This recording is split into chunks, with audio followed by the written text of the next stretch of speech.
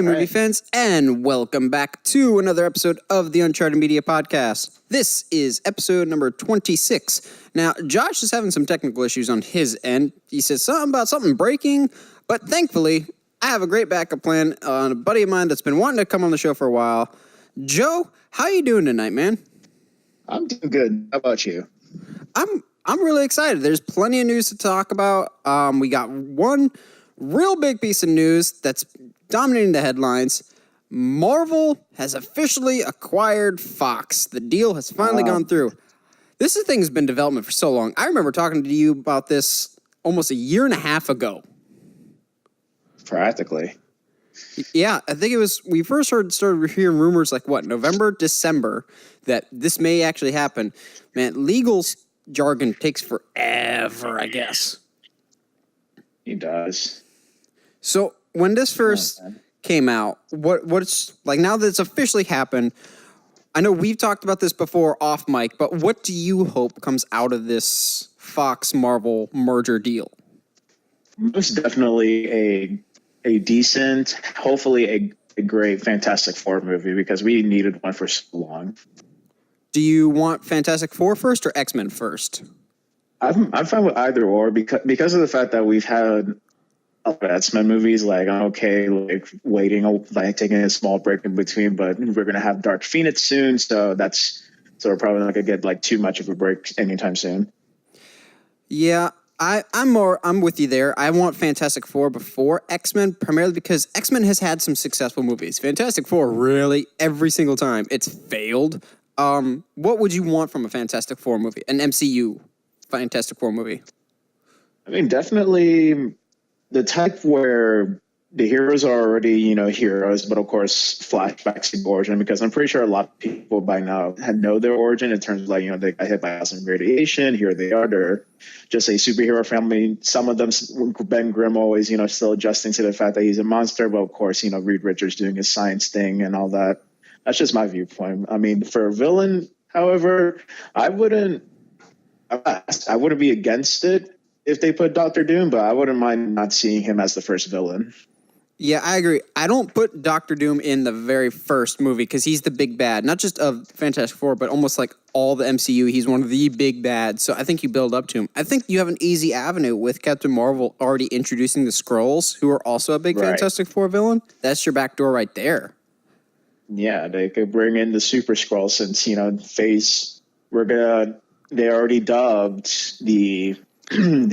all the first three phases as the Infinity War saga. So right there, like that's going to be done. And then phase 4 will be whatever they come up with, which I heard is going to be like more cosmic and space stuff. So definitely Captain Marvel is leading the front of phase 4. Yeah, I've heard either this new, like you said, the first 3 phases were the Infinity Saga. This could either be the Cosmic Saga or the Secret Saga, like more of a secret invasion, which I'd be down for. Yeah, I would like to see the Skrulls with Fantastic Four. More than anything, I just want a good Fantastic Four movie. Do you have casting ideas for Fantastic Four or director choices for Fantastic Four? I mean, it could... Directors I would trust, though. I feel like anybody who's messed with space stuff, I guess, people like James Gunn and all that. But I mean, I'm gonna be fine with whoever has like a decent reputation or like, needs to be put on the map a little better. Like I would definitely, personal choice right now that I'm thinking about it, I would put the guy that made that Power Rangers short way back when, like a futuristic type Power Rangers, like they're all divided and all that, Tommy Oliver's on his own. Yeah, I remember which one you're talking about. I don't remember the director for that, but yeah, I remember that one. Yeah. One that I heard earlier today that I was like, oh, yeah, it's so obvious. So why hasn't anybody said it? Primarily because it's too obvious. Brad Bird, who did The Incredibles. Yeah, I could see him. He does a good fan because he does well with, and not only in terms of like a superhero movie, but like he does good with portraying a family adjusting to like a real world with their powers. It's like guys, we used to be normal people. We're a family. We got to stick together. He does good character stories, and I'm actually going to talk about a Brad Bird movie later for our main discussion, which will be animated films that we actually want a live action remake for. I'm gonna absolutely be talking about a Brad Bird movie later. I initially thought maybe John Krasinski to direct and also star as Mr. Fantastic. Ooh.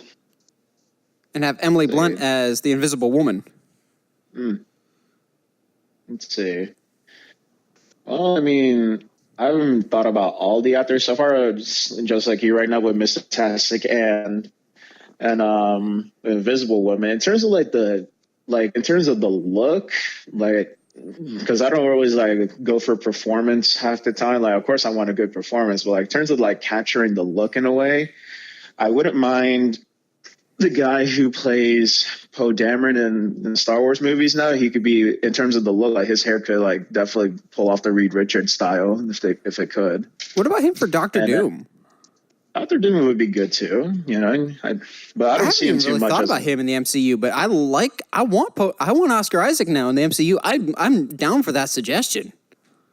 Yeah, and then of course, she still looks good for her age, and she kind of captures like that, you know, like a nice like, you know, like the mom and big sister figure in a movie, at least from how I see her visually. She was also in the recent Star Wars movie that I'm not great with names, but the lady that plays Ellie Sattler in Jurassic Park was also a commander. Yeah, really. I can see her as invisible. I can see her as Invisible Woman. Maybe she could pull off like, in terms of like, you know, just like being like trying to hold everybody together. You know, like stick together, guys. You know, because half the time Invisible Woman's trying to keep everybody in check. Yeah, being the mom of the group. Being the mom of the group, big sister to Johnny and all that. And, of course, you know, comforting Ben half the time. The one that I initially was like, no. But the more I think about it, it would actually be pitch perfect is for the Human Torch, casting Zac Efron. I actually thought of that, too.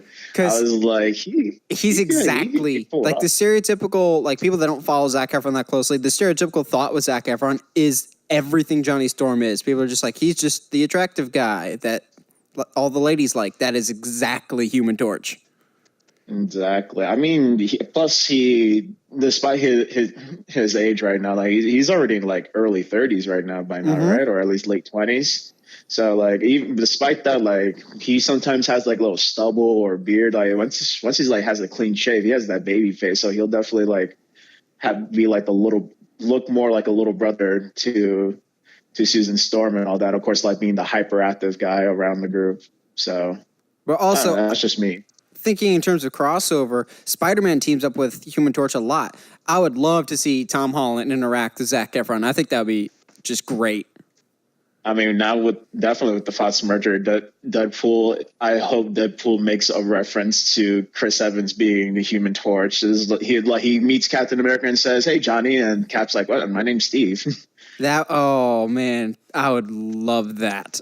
I have a whole side tangent about why I think Deadpool is a good idea, but we'll save that for another time. Yep. However, Marvel has some other big news. Like, I think this is almost on par with the Fox news in terms of how big it is, and that's Disney has reinstated James Gunn as the director of Guardians of the Galaxy 3. I did not see this coming at all. I'm happy for him, definitely. I'm not totally surprised because of the fact that like he's done like I still like, a lot of people love Guardians 1 still more than 2, but like he does so well with the first one's better, I think. The direct, definitely, but he does so well with the movies and the revenue. I guess like he's a great director, and what surprised me was him getting 5. When I got realized, like, yeah, I knew you were going to bring him back because you can't. The Guardians will not. The way the Guardians was directed will not be the same without him. Yeah, almost any other Marvel movie, I think they could recast. But from day one, Guardians was very much James Gunn's movie, and then when they fired him, the cast made very clear that they didn't want anybody but James Gunn doing the movie. And even other directors like Thor Ragnarok director Taika Waititi, they talked about bringing him in, and he's like, no, that's James Gunn's movie. I'm not touching that.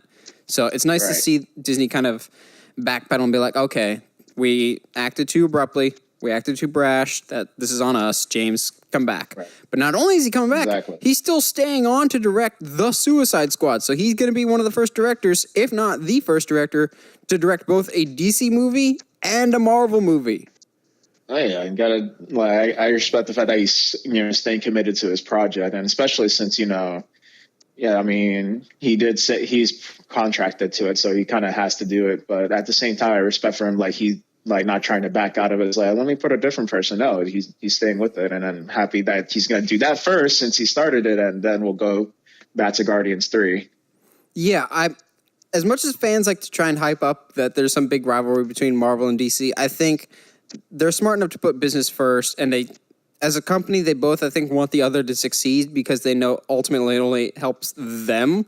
So I like seeing Marvel and DC kind of play ball together in order to make James Gunn work for both of them, and that's kind of refreshing to see. I just hope that there's enough of a difference between the Suicide Squad and Guardians 3, and I believe there will be. I don't want it to be copy and paste, and I highly doubt it will be. I'll be very curious to see how this turns out, though. The dude's not going to get any sleep for the next couple of years, though. Right, definitely. But with the Guardians, I'm pretty sure he has like a basic formula will help him like work a little easier, especially since he has a relationship with the actor. So hopefully Guardians 2 doesn't put too much stress on him. But definitely Suicide Squad, they'll probably put a little stress on him. Yeah, Guardians 3, I feel like he's had that story for a while, and that's why they're so adamant about he needs to be the one to do this. Even when they fired him, they were still going to use his script. So it's nice. Yeah. I think he's more or less had the story down for a while. So it's nice that he's going to be able to complete this trilogy out. Right. Well, speaking of trilogies, here's one that probably should have stayed a trilogy, but I personally am not complaining that we have more of it. We now have a full Toy Story 4 trailer as well as a new poster. Joe, what did you think of the Toy Story 4 trailer before I give my thoughts? Let's see. Well, the trailer, it's fine, but for me, if you saw my post that I post social media, like to me, it's like a little much like Toy Story 2 in terms from the way they show Woody, like once again deciding, like should he follow his own path or should he just go back to his kid? And, that's what I got from it. Yeah, I felt a lot of very similar themes from previous Toy Stories. It felt a little bit like just a combination of the first 3 Toy Stories just rolled into one movie. Yeah. I am very worried, though, that I kind of get the sense in this trailer that, like Stinky Pete and like Lotso Huggin' Bear, that Bo Peep is going to have like the plot twist that she's the bad guy halfway through. Maybe. I get that sense, and I don't like that. All right. Yeah, I get what you mean. And I kind of see that now that you mentioned it, but at the same time, like, she and Woody obviously have a relationship. It still looks like, that relationship hasn't really broken. They've just been apart for who knows how many years. But like, she'll probably just be the whole entire time coaxing him like she is in the trailer, like coaxing him like, you be your own toy, you don't have to worry about kids. There's plenty of kids, for now, just be free. And, Woody's going to probably keep saying no and maybe be like tempted, but we'll still probably end up back to Bonnie's arms. So.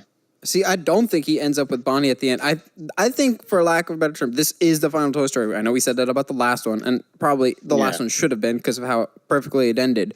But I think this is the end of Woody's story. I don't think it's the last like Toy Story movie, but I think it's the end of the Buzz and Woody story. Just like how Endgame is probably the end of like Cap's story, Iron Man's story. I think this is the end of Woody and Buzz's story. All right. But in my opinion, like even if this may be the last one, or hopefully may like pave the road for something a little better, like I could see this turning into hopefully like I've always wanted this ever since Toy Story 3. Like they could just keep making Toy Story shorts or make a little like TV show if they could, just so they could at least show more adventures of toys that they want to keep going with the story and have multiple ideas. But in terms of the final movie, I feel the same way you do, but this might be the final movie.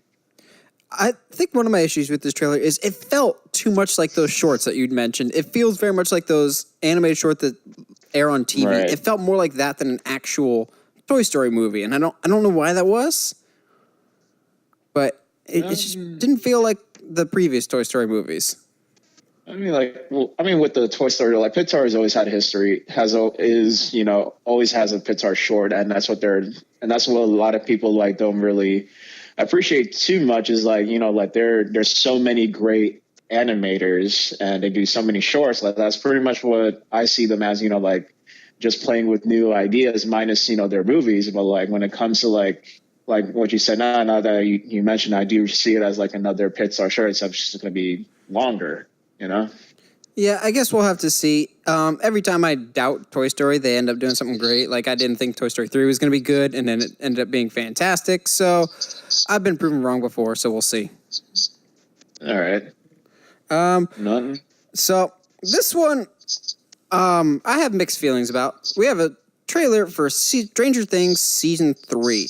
I was not a fan of Season 2, and I don't think you are actually caught up on the show or have seen any of it. Is that right? Not at all. Like I didn't like I could see why people love it, and like it's because I'm not too much of like a like thriller or like horror type of person. I was like, I have an appreciation for it definitely, but like I'm not always like adamant on watching it greatly. But in terms like I know how I could see like what makes it successful in terms of like the horror, the thriller, the mystery, and all that. I love mystery stuff, but no, I'm not seeing one single episode. So I mean, I like it, but I don't get how it's become this like global phenomenon. I think it's good. Season 2 was not very good, but the season three trailer gets me excited. It was kind of weird. It felt like Harry Potter. Of the first two, they look young, and then all of a sudden you get to Prisoner of Azkaban, and they all seem to age drastically in between 2 and 3.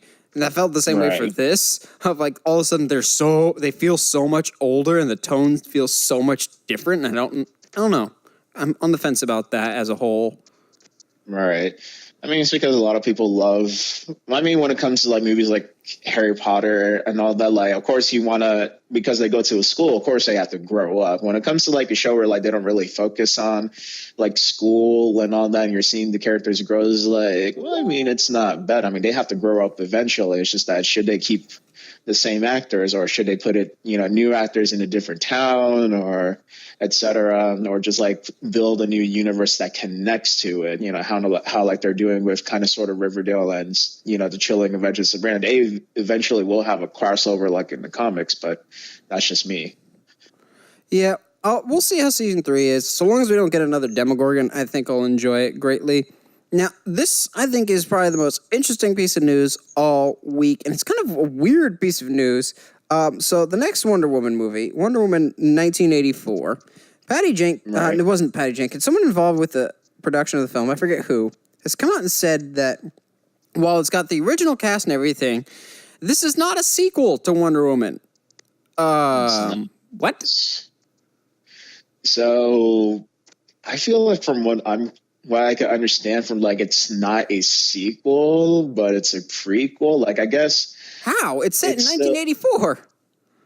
Yeah, because I mean, so like okay, when did World War II happen? Because this should definitely be after World War II, definitely, right? Yeah, but so it's a prequel to like, I guess still a prequel to like the current Wonder Woman, like a prequel to Batman v Superman and Justice League.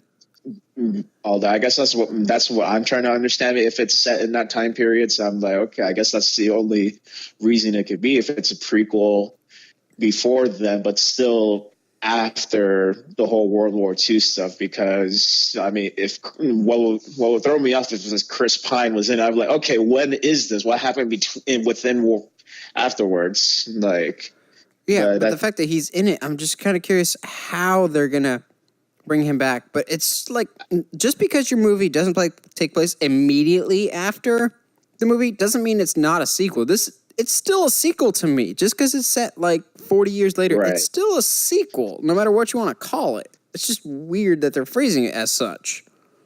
Yeah.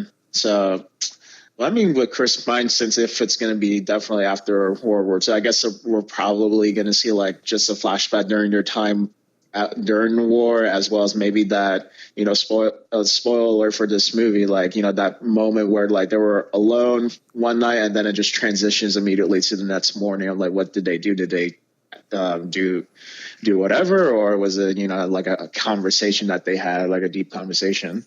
So the theory right now is that he's brought back to life via Hades, which would make sense because gods and whatnot. Yeah. The one that I think is a bit out there, but I'm so down for, is Dr. Fate is somehow involved, to which expanding the DC world, I'm all in favor of, but I think that's a little too far out there this early in the game in the DC universe so far. I mean, if it's 84, I'm pretty sure it will be Kent Nelson, definitely, or Kent Nelson and Dr. Fate. So it would make sense to have him because there have been variations of Kent Nelson and being young, being old, but definitely they're going to be using old Kent Nelson if he's brought in. So, oh, yeah, I'd be down for Dr. Fate. I just think he's too out there for now. I wouldn't be opposed to like him coming in eventually, but I think we're still relatively early enough in the DC universe. I think Dr. Fate might be a little too soon. A little too soon, but like if he's in talks, then that's hopefully what I think. They're going to use Kent Nelson, hopefully. So yeah, I'd be down for it. I like Dr. Fate a lot. Now, yeah. Update on the Flash movie. So apparently, the Flash movie has been in development hell for a long time. It's been no secret. They've been hired and fired 3 separate directors, and now Ezra Miller's contract with Warner Brothers runs up in May. Now he's getting more and more hands-on in an attempt to try and stay onto the project. He apparently is not agreeing with the director's direction for the movie. The directors who did these guys wrote Spider-Man Homecoming and directed the comedy Game Night, which I really enjoyed. They want to take more of a lighthearted approach to Flash, whereas Ezra Miller, the guy playing the Flash, wants more of a dark and serious Snyder tone. And so Ezra Miller is writing his own version of the story and bringing in comics legend Grant Morrison to help him write the story. I have a bad feeling that this is going to get ugly real quick. I feel like Ezra is going to try to appeal more to the fanboy side rather than the casual moviegoer as well, because of course, when comic books move, majority of the audience half the time is the fans, and we like to see all the Easter eggs and all that. But of course, we want to see a non-moviegoer's perspective for it as well, trying to understand it, because if he just puts in just Easter egg, and then no, we this will not make sense to anybody, and you'll lose half of your money. So I just don't think it comes across very professional when the directors want to come in. Also, keep in mind, these directors have been attached to this movie since January 2018. They've been attached to this movie for a while, and he's just now having some issues with it. It just comes across kind of unprofessional on his part of, I don't like the movie that they're making. I want to make my own movie. It's okay, there could be 1,000 other actors that want to play Flash. You will have the privilege of being Flash, and you're not happy with the story, so you want to bring in somebody else. That just doesn't come across as very professional. As much as Grant Morrison's a great comic book writer, he doesn't know how to write for movies. And Ezra Miller, I don't think, has writing experience either. So it's I'd be real mad if I'm the directors, because this just doesn't come across as, okay, trust us, we know what we're doing. It seems like he just wants his way. He's very stubborn. And if his contract runs up in May, I could see Warner Brothers saying, okay, follow the path that we're trying to go on, or we'll let you go. Right. That's probably what most likely what happened from the way you put it, because true, the directors at the end of the day are the ones that are this is what we want to do, and we want to make it as good as, comfortable for you, but of course comfortable for our audience as well. And unfortunately, if you cannot comply with our wishes in terms of finding a middle ground, then I'm sorry, but might as well have to find someone else. Hopefully we can. Yeah. Would you be upset if they got rid of Ezra Miller as the Flash? Would you be sad about that? After seeing Justice League, I have mixed feelings about Justice League. I'm not saying it's a bad movie. It's not the most fantastic DC movie still either. Still not the DC movie, the Justice League movie we need on the big screen. But in terms of Ezra Miller, he does fine in terms of being a lighthearted, hero, and kind of sort of being a little bit of a glue to the group. But if him being lost, because he wasn't my first thought at all for the Flash. If anything, I was hoping the Arrowverse's Flash would get the big screen role, but no, he didn't get it. Yeah, I liked but didn't love Ezra Miller's Flash. My problem was he was a fun character, but he wasn't Barry Allen. He wasn't the Flash. The Flash is very much different. If he gets replaced, it's not the end of the world for me.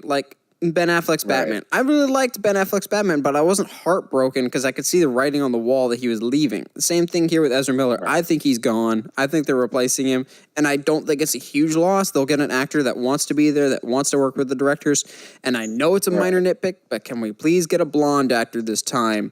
Flash TV show hasn't gotten it right. The movies haven't gotten it right. Barry is blonde. He is blonde. Like, I don't know. I'm an aesthetics person. I hated the Flash suit, so maybe we can get a good Flash suit this time. I just want something that feels more like Barry Allen to me.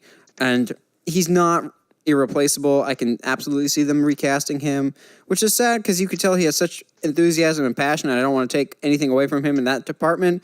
Clearly, he wants to play the Flash, but at a certain point, you just kind of have to cooperate with your bosses, and if you don't want to do that, then maybe it's time to move on, and there's nothing wrong with that. Right. Now, the one that has been in development hell for a while, but is slowly but surely getting out of it, is the Matt Reeves Batman movie, which the more we slowly start to hear about it, the more I'm getting excited for it. So the rumors floating around right now is, while we don't have a Batman, we have some speculation that this movie will be set in the 90s, which solves the Ben Affleck issue because it's early in Batman's career, which the rumors are right now. It's also being rumored that Penguin is the main villain, but there's going to be a lot of side villains, a la Arkham City, Arkham Knight. And the most minor of details, but gets me the most excited, the rumor right now is the Batsuit will have white eyes, like the comics. Mm-hmm. Which that is a minor detail, but I've wanted the white eyes forever. I mean, I loved it when Deadpool and I still haven't seen the movie, but Captain Marvel, they have like the white eyes with their mask. I'm just like, this is right. This is perfect. They can animate when it comes to Deadpool and Spider-Man, they can animate properly the expressions with the eyes. When it comes to Captain Marvel, it looks fantastic when it's just, stationary. So that's when I saw that little news bit that when you sent me the notes, I was like, wait, white eyes? I didn't hear about that. I heard about the 90s part, but what? That's amazing. Yeah. The white eyes. White eyes. And I may be asking too much for me, but I don't care. White eyes and the blue bat suit, please. Like the 70s and 80s Batman. I mean, we're dealing with...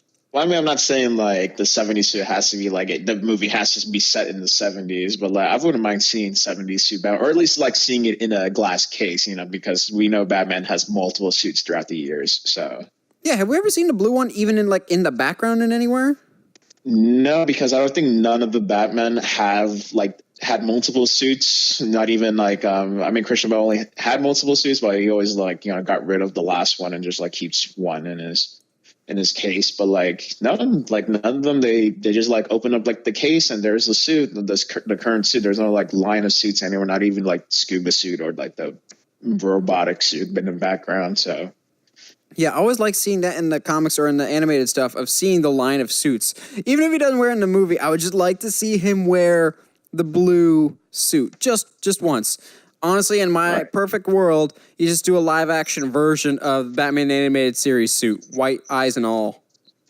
Oh, yeah. I mean, I think I heard there's a rumor or talks of a Batman Beyond movie, but that's probably... Yeah, that's always floating around there. I don't know if I buy that yet, but that'd be great. Yeah. So they will show the old regular black suit, and then they'll show next to it the red and black suit for Terry McGinnis. But that's a future topic for you, I bet. Oh yeah. Yeah. So with this Matt Reeves Batman movie, we've talked about it in episodes previous, but I want to get your thoughts. What are you kind of hoping to see from this Batman movie? What do you think about Penguin possibly being the main villain, and what side villains would you like to see? I mean, it's obvious that if it's still taking place in the current kind of sort of DC universe, so I assume we're not too far. We're definitely not too far from the 2000s, so it's definitely going to be Batman that has experience. So it's definitely Matt Reeves would probably have to play, a bit he's done this a while, not like a newbie, it's I don't know how to use my grapple yet, properly. So definitely what I hope for is he has been Batman for a while, but he's probably been doing low level thugs, and Penguin probably be his first major thug, a major crime boss. Yeah, I've heard it is early in his career, but I like that idea of he's been doing for a little bit, but he's been doing like low level stuff, and then all of a Yeah. sudden like a big player comes along. Right. Also, no Joker, please. Can we just Who knows? He not probably have Joker for a while? not for a while, but I wouldn't be against the Red Hood Joker's previous persona to be like making an appearance somewhere, maybe mentioned. Yeah, like he's the throwaway villain at the beginning of the first one, and then Joker's the main villain in the third movie. Like bring it full circle type thing. Right.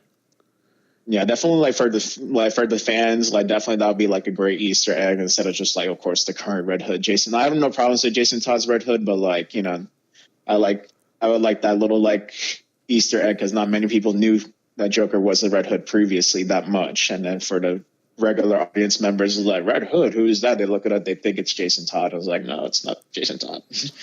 Yeah, I've long since wanted an Under the Red Hood movie, but I don't think we're gonna get it because that's an older Batman, and this Batman's supposed to be younger. So we're not gonna probably get Robin, not gonna get Nightwing anytime soon, which makes me real sad. But I'm still excited for this movie, and I like that Red Hood idea. Like, don't bring in the real like Red Hood, but bring in like the Joker Red Hood of like an early plant the seeds for later movies. In terms of side characters, I want stuff that we haven't seen before. So no Riddler, no Bane, no Catwoman. I don't want stuff that's been played out yet. Batman has such a great rogues gallery. I want stuff that we haven't seen before. Zaz, Calendar Man, Man Bat. I don't know how you do Man Bat, but I want him. I feel like Man Bat could be like they could probably put Kurt Langstrom somewhere in there, or maybe Put him like the lizard in the original Spider-Man trilogy. True. Maybe if this one does well, they could like bring in Man Bat as the next. As I could see that. Or maybe the thing with Man Bat is he's a good supporting villain. I don't think he's a main villain. Like he's a good side villain. Right. Maybe Penguin will surprise Batman with using Kurt Langstrom. Like Kurt Langstrom might be in the movie and then like something goes wrong and then Penguin gets a hold of him and uses him as like his personal like monster guard. Maybe it's just because I'm thinking Arkham City, but sub out Man Bat for Solomon Grundy. Have Solomon Grundy be Penguin's muscle. Ooh. And plus he would already be that would make it because Solomon Grundy was a gangster from like the 60s, so yeah, but he can't die. He's essentially a zombie. Solomon Grundy's like the one person Batman's okay with killing because he knows he'll always come back. He'll always come back. But like I was just thinking like, we could have young Grunt now because he's a gang. Well, I mean, he could come in, maybe be referenced or like pass by his tombstone or something. I don't know. Yeah, we'll see.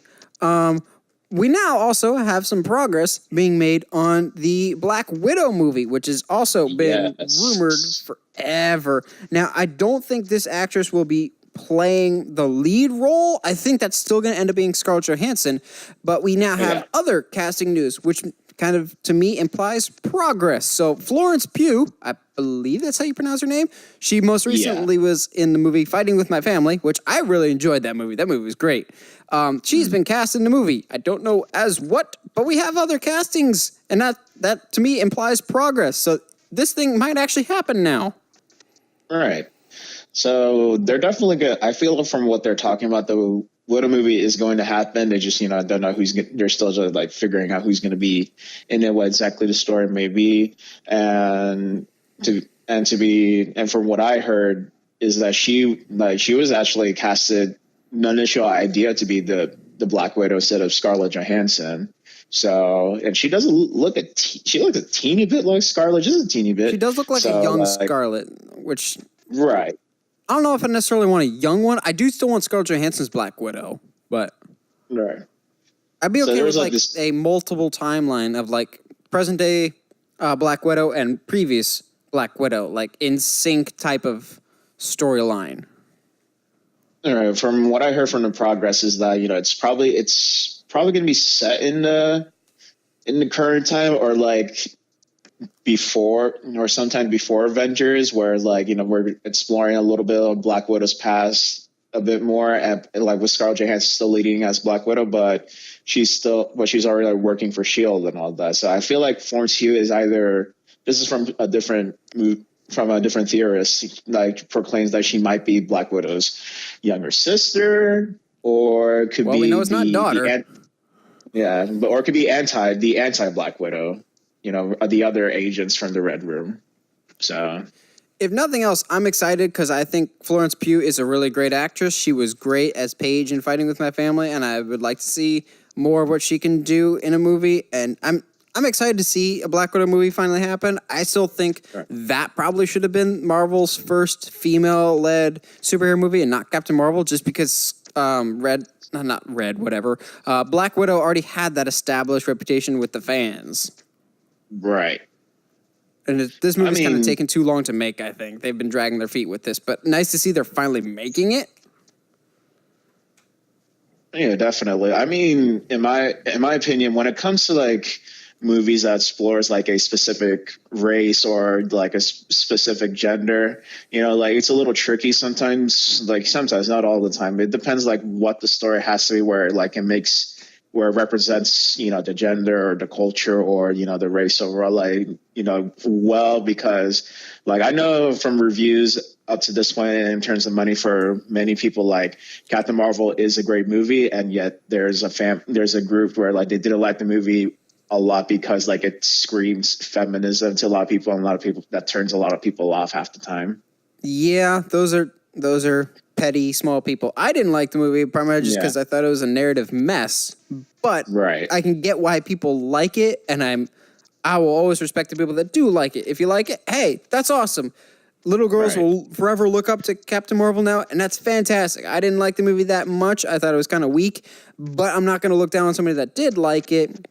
That being said, I want more female superhero movies in the MCU and the DCU, just in general. I like that we're getting more diversity in our comic book movies, and we don't have the same formula, same type of characters. I like seeing expanded world, and I think Black Widow can help with that diversity.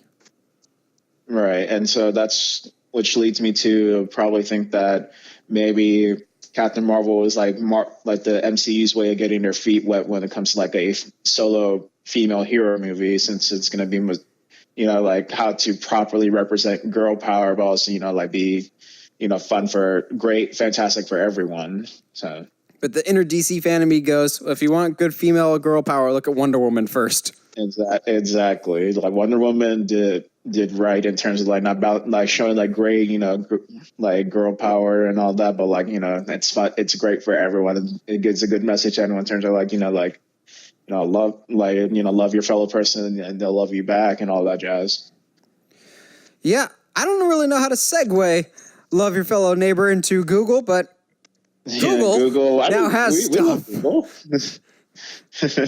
Google is breaking themselves into the video game world, seemingly with this like press conference out of nowhere yesterday, which is the most random thing ever. But apparently Google is getting themselves into gaming and has this whole new, I don't even call it console because there's no console required.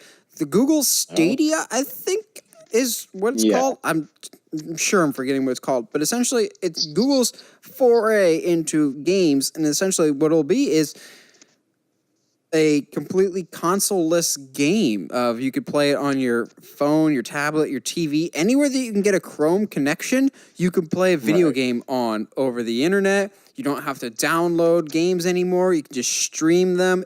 They're more or less saying it's going to be the Netflix of gaming, to which I'm just going, okay, first, how is this going to work?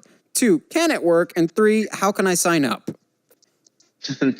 I mean, I actually, when I saw the notes, I decided to look at the conference and saw like the nutshell version. It's like you said, they're going to rely on, like a Wi-Fi and of course, Chrome connection and all that. And it's basically, that little nutshell description, it's going to be completely reliant on Wi-Fi power. And of course, having a Chrome connection and probably Google account or whatever. And I feel like how free is it, or like how much are we going to be paying probably monthly or yearly for this? Because I doubt the game because they were demonstrating Assassin's Creed Odyssey, and I doubt like when it comes to like the actual like big game companies, they're not going to give stuff away for free. Definitely.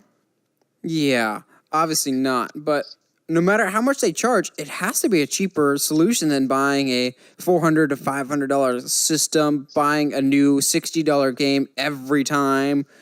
Like this, if they're able to pull this off, this could be huge for games. That being said, Google, in terms of intervention, is not necessarily the ones with the best track record. Shall we bring up Google Glass? Oh yeah, that great thing there. I mean, they try at least. They put it out there. They have test model people to test with, beta models, but like, has it been a successful track record? Not necessarily, because the only product they're offering when it comes to the Stadia is the controller. And so whatever you have. Other Google products at home, such as their little tablet, TV, computers, like, okay, you got to have that in order for the controller to work. Otherwise, you just bought a controller for no apparent reason. From what I understand, you can use a PS4 or a Xbox controller, which I'd be very curious to see how that's going to function. But people have always been saying for a while now that they would like a Netflix for gaming, myself included, who's not an avid gamer. Like, I play, but I don't consider... Right. I'm more of a movie person than a game person, but I'll still game. I think this could be a huge deal if, again, big if, because Google's not spotless. Google Hangouts, Google Plus, they're not spotless. But if they can get this, or even introduce a concept, and then somebody else can further it, this could be a huge step forward in gaming. Right, and especially since they had that conference and showing like how smooth the gameplay is and all that. No matter what screen you put it on, is like you got to kind of live up to it a bit. Hopefully you could grease the right palms to get this controller functioning properly, because if it turns out to be just like, okay, here, you most definitely need a Wi-Fi connection. If you don't, sorry. Yeah, the last interesting piece that I saw with the conference is they're more or less, if this happens, if they are able to get this up and running, exclusivity on consoles will be gone. So, like, you enjoy Spider-Man, but you can't play it because you have an Xbox One. Why would you do that, first of all? That's not a problem anymore. Whatever game is available on PS4 will be available to everyone. Whatever's available on Xbox One will be available to everyone. And that's awesome. I'm so down with that. That goes beyond cross-platforming. That goes beyond anything else. I think that's a great idea to introduce.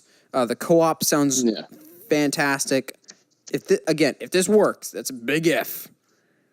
I mean, I guess Google is definitely like helping another step forward of just like tearing down those like exclusivity walls, because I have multiple consoles and I have multiple exclusivity games just because I like, when it comes to gaming, I love games with a great story, and there's so many games that are like, they have a fantastic story, but guess what? It's only on this console. So, but when Microsoft and Nintendo decided to like, let's do crossplay, let's start off with Minecraft and work our way up, and now there's going to be Xbox exclusive games heading over to the Switch. I'm just like, okay, this is some progress. I don't know, PS4 is still a little stubborn, but yeah, that's PS4 for you. Love it, but doesn't play well with others.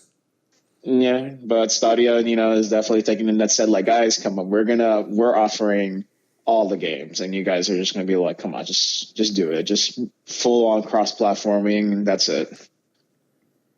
Yeah, again, it's a big if, but if they're able to pull this off, count me in. I'm super interested.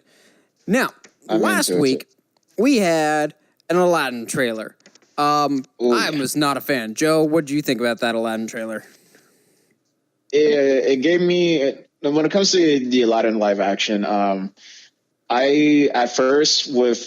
wasn't on board with the idea for Will Smith, but then I settled in with the fact, I shouldn't not be against Will Smith's Genie, because no one at all could replace Robin Williams as Genie, but like he could bring at least a very fun and happy Genie and of course pay respect to Robin Williams's performance properly, because even he says, in a tweet somewhere, paying his respects to Mr. Williams, but now it gives me hope for his acting, but like the movie overall, visually, it's too vibrance. Like there's just so many colors, even though like in the proper like noble Indian culture, that's or Arabian culture, like a lot of things are colorful. But like when it's Disney, is like let's put a rainbow everywhere on everything. Even the buildings are purple.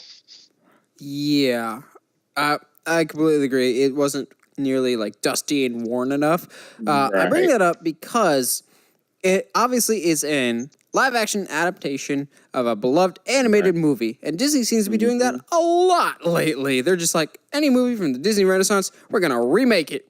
Beauty and the Beast, Cinderella, Sleeping Beauty in the form of Maleficent, Aladdin, Lion King, which Lion King looks great. There's talks of a Little Mermaid movie. So Joe and I have had this discussion numerous times, and we wanted to have it here of what are some animated movies that we actually would like to see. Because there's quite a few of these live action ones that we're not asking for, Dumbo. We don't really care. There's some other ones that we're like, we would love to see this happen. Now, to clarify, this is not specifically Disney, but just any animated film that we would like to see in a live action version. In fact, half of mine aren't Disney movies. But Joe, kick us off. What's one of the animated movies that you love that you would love to see as a live action movie? I mean, there are definitely Disney movies on the list, but I mean, I'm gonna actually thought of one the other day. I was like, you know what? It shouldn't always be Disney, and I feel like definitely, I'm pretty sure part of our childhood and many others, that's a cult classic, The Iron Giant. I would love to see that as a live action movie. Dang it! You stole my number one. Like that. I have a tirade for that later. But yeah, why do you want to see Iron Giant live action? I feel like it's definitely an underrated movie in terms of like, not because like people don't know about it, but I guess because like it didn't, from what I understand, it's been years since I've looked up to, like, it didn't do so well in the box offices. Made but less than 20, like 20 million. Yeah, but definitely, it's a cult classic. Everybody loves it, and it does like a good like like boy loves his dog, or I guess boy loves his robot movie. It's like this is fantastic. Why doesn't more people love this? But then it takes me back to like like the Black Cauldron and all that's like underrated. But I guess it was like the wrong time to show it. I guess at that time period, maybe. Yeah, Iron Giant kind of got hit in the crosshairs because we were starting to move towards the Pixar generation of like 3D animated, and it's definitely a 2D animated movie, which was a style that was going out. Also, the marketing campaign was terrible for it. I've wanted a live action Iron Giant since about college, and then I wanted it even more when Ready Player One came out, because we had shots of the Iron Giant, which the whole reason I read the book and saw the movie Ready Player One was just because I saw Iron Giant in the trailer. I was like, I need more of this. I don't know what it is, but I need more because Iron Giant, I love it so much. And I think there's a great story to be had there if you turn it live action. It's fantastic enough as an animated movie, but you can do it again live action. My only question would be, do you set it in the same time period? Because the movie, a big part of the narrative is being set in that Cold War paranoia time, and I don't know if it would still fit in the context of 2019 as well, but I would love to see modern visual effects take on the Iron Giant. I think it'd be fantastic. I would, of course, bring back Vin Diesel to voice the Giant. Most likely. I still think it's Vin Diesel's best movie, honestly. I mean that with full sincerity. I would bring him back, but I just think there's a lot of potential for a live-action Iron Giant. Basically, it's just Bumblebee. Mm-hmm.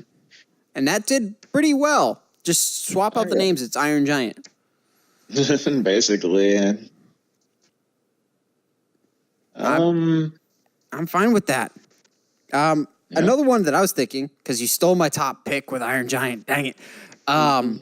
This is more out of left field, and it's one of the few animated movies that I love just as much as Iron Giant, but it bombed in theaters even harder than Iron Giant. Batman Mask of the Phantasm. This movie will never, ever get a live-action adaptation, but that saddens me because it's one of the best Batman movies ever made. Yeah, I could see it as a live-action movie. I mean, the question is who they would use, of course, but like Scarlett Johansson as the Phantasm. Oh, that would be as fantastic. Andrea Beaumont. Which, spoiler alert for Mask of the Phantasm, but it's 25 years old now, guys. I think we're way past like the no spoiler time frame. So I just want a live action version of the Phantasm at some point. I love the story, but I love the character. The design is fantastic.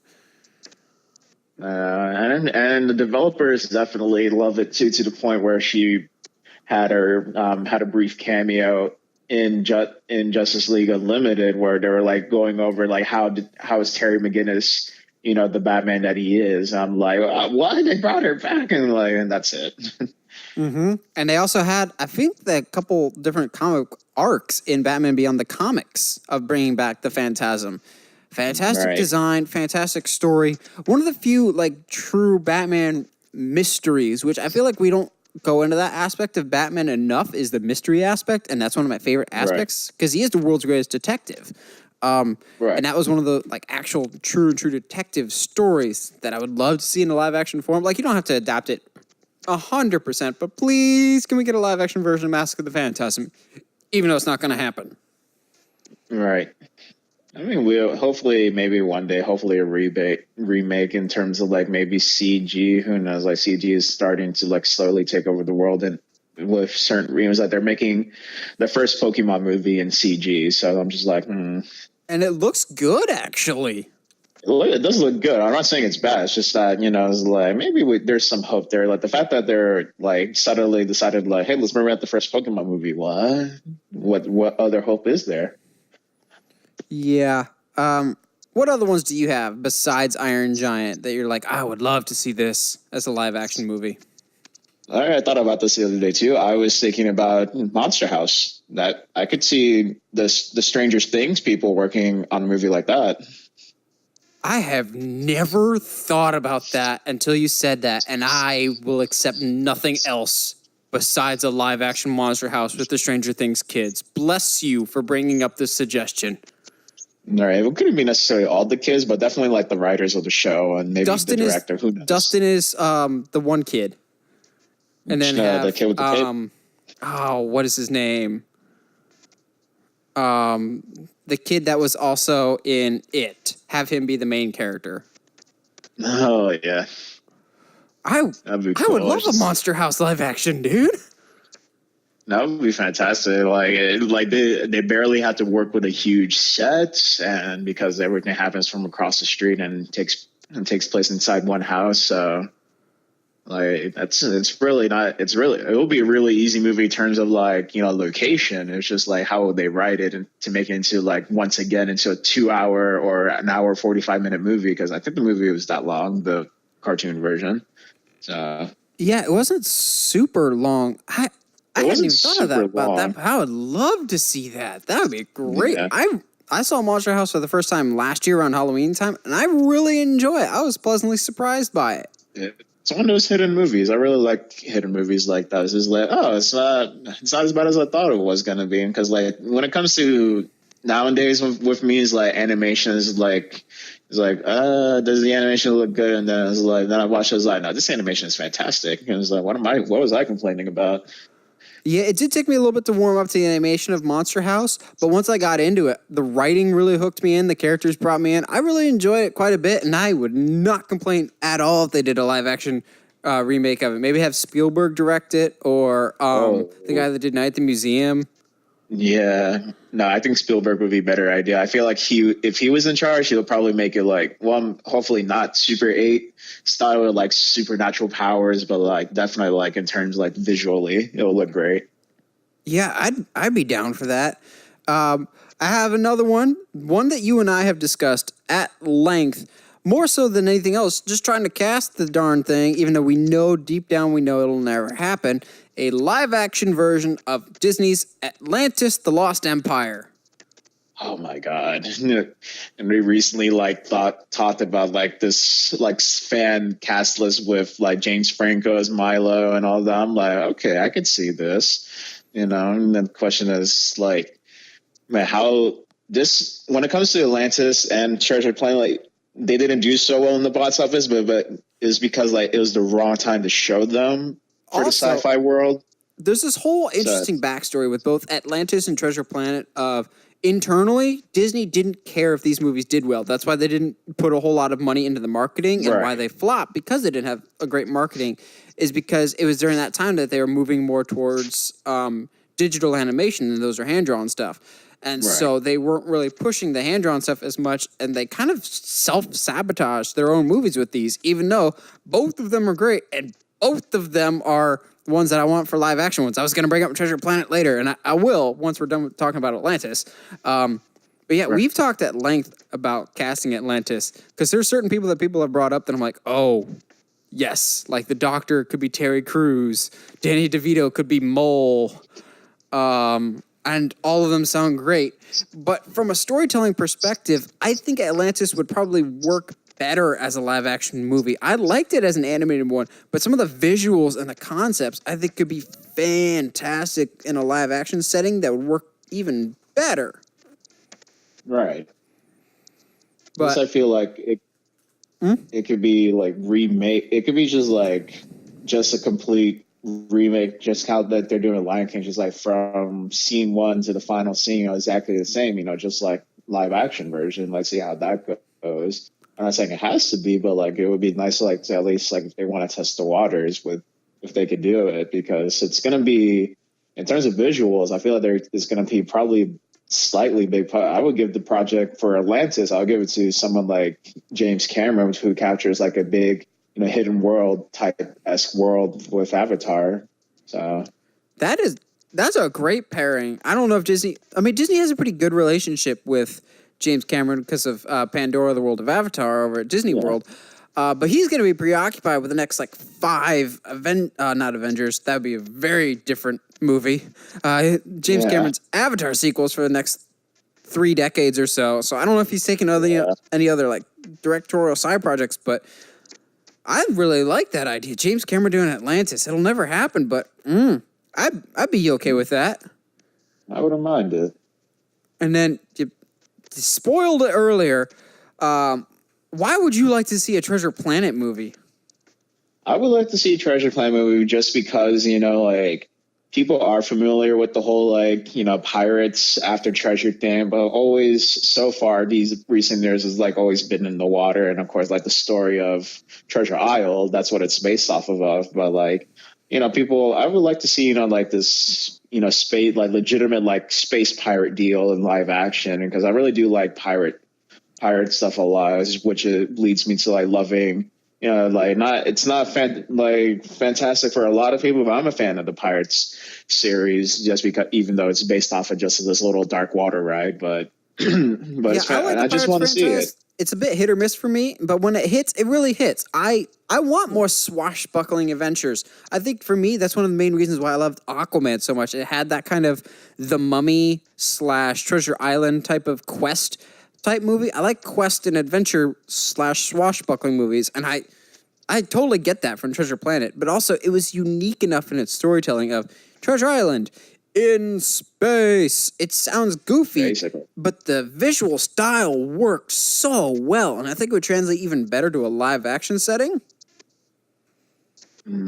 I think it would transition pretty well. It'll probably like how all movies are, but definitely be like green screen half the time. But I'm pretty sure when they're actually like on Treasure Planet itself, it'll probably like be a little better visually. But it'll be fun to see like the Voyage. Everybody like Jim Hawkins and Mr. Silver. Just like try being father son relationship. The father Jim never had, and seeing that on the big screen. Who would be the 2 good actors for that one? I could. Like Zac Efron, I could kind of see him as Jim Hawkins, but like there's other people out there too that could work pretty well as like the disgruntled like rebel. So I don't like parents or adults. Because he's the go-to young actor nowadays. I can totally see Ansel Elgort as young Jim Hawkins. Right. Primarily just because he's in everything. More than anything for Treasure Planet, besides the cool visual style and the actual like Treasure Planet at the end, I would love to see a live action version of Jim's Skyboard. his solar I'm pretty board sure that thing. scene will definitely fit in because that's a big part of him. Like he's a tinkerer, so like I'm pretty sure like they'll definitely show at least like they did in the beginning with that time skip of Jiv on his homemade hoverboard, and definitely when the escape scene of him crafting a hoverboard out of like a broken thruster and a piece of metal. I'm like, okay, this they have to definitely show like he's not just a rebel. He's also a smart kid. You know. Do you have any others that you're thinking of off the top of your head or have thought of ahead of time that you're like, I would love to see this as a live action movie? Let's see. As a live action movie, not too many so far. I mean, just like wondering how long it's going to go. Well, definitely one thing we've always been talking about for live action. They were so far only cast like one or two people. Three is definitely like, where the heck is that Mulan trailer, man? Like they've been talking about that for years too. Yeah, I feel like we've been talking about the Mulan one for years, and it still isn't here yet. It's supposed to be next year, I think, but it's been in development for so long. We only have All that right, one. I'm gonna go out on a limb screenshot. now and say that the first teaser trailer for Mulan, will be attached to Lion King Maybe. because it's a Or maybe big tentpole D23. movie. I mean, maybe it's gonna be in the shown at D23 at some point because I feel that's probably they're gonna be their next move because I feel like in terms of the 2019 slate, I think it was supposed to be set for this year, but it got pushed back, I guess. So hopefully 2020 will get something. Yeah, I think you're right about that. I think it was supposed to be earlier this year, and it got pushed back. I'm looking at my movie shelf, trying to think if there's any other animated movies that I'm like, oh, I would love to see that. Live action Jimmy Neutron could be interesting, so long as they don't go full Kim Possible with it. Oh man, That looks movie. so But bad. I mean, Nickelodeon has a good handful of live action minus Fairly Odd Parents, but but in terms of live action, I feel like Nickelodeon will probably do that on their own as like a 1 hour 30 special for them with Jimmy Neutron. Who knows? But I wouldn't mind seeing that as a live action, though. I mean, of course, it would have to be like a new young actor because so far the young actors are like already like in their teens or in their 20s. So True. yeah. I'll throw this one out there just because I know there will be at least one person out there listening to this that will appreciate my suggesting it. How about a live action Meet the Robinsons movie? That's a good one. I mean, time travel, and just a whole like crazy family overall. I mean, I could see it, and maybe. You did mention Brad Bird earlier. I could see him like leading that one too as a live action movie. Like, see if he could bring a little bit of the Incredibles formula, the whole like family fun, but having like have an amazing lifestyle at the same time. Imagine his visual style, not the storytelling, but Brad Bird's visual style from Tomorrowland mixed with Meet the Robinsons, mixed with Jurassic Park Dinosaur, obviously. Of course. Mixed with, I don't know, who would you cast as that main villain, a bowler hat guy? Actually cast Tom Selleck this time as the dad. Oh man, that'd be hilarious. Or a nice callback. There's plenty of great child actors that I could think of that would be a great, what is the name of the main character, the main kid? The main kid, Lewis, Cornelius. Yeah, I could see a lot of young actors playing Lewis. I think that would be really entertaining.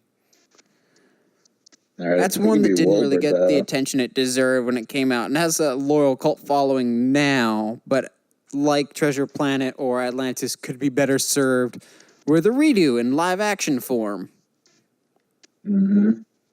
If nothing else, I could see it as a quirky live action Disney Plus TV show, actually. Because I would love to spend more time in the Robinsons universe, like seeing what the family does. Because there's a lot of quirky things that was introduced with the family that I would love to see expounded upon. I think that could be fun. All right. Well, I mean, if anything, they could because everybody knows about the Disney vault. So like maybe they could like one day like reopen the vault to resell Meet the Robinsons to see how well it does, and like okay, it has a good following. Let's announce a TV show or live action. Who knows? And that way it could definitely get the love it deserves. Well, with the Disney streaming service, the Disney Vault's going to be disappearing.